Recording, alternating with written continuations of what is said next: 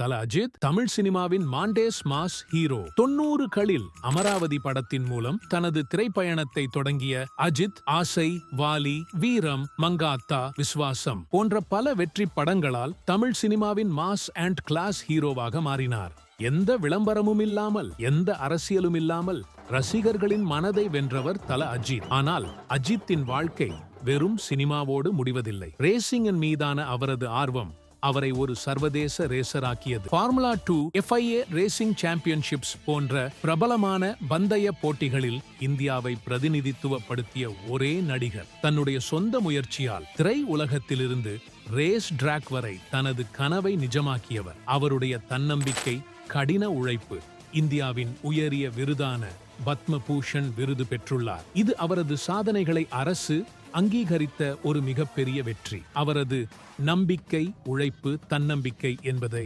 நாம் அனைவரும் கற்றுக்கொள்ளலாம். அஜித் அவர்களின் வாழ்க்கையில் எது உங்களை அதிகம் ஈர்க்கிறது? சினிமா மாஸ் இல்ல ரேசிங் பாஷன்? உங்கள் கருத்தை கமெண்ட் பண்ணுங்க. இந்த பதிவை ஷேர் பண்ணுங்க.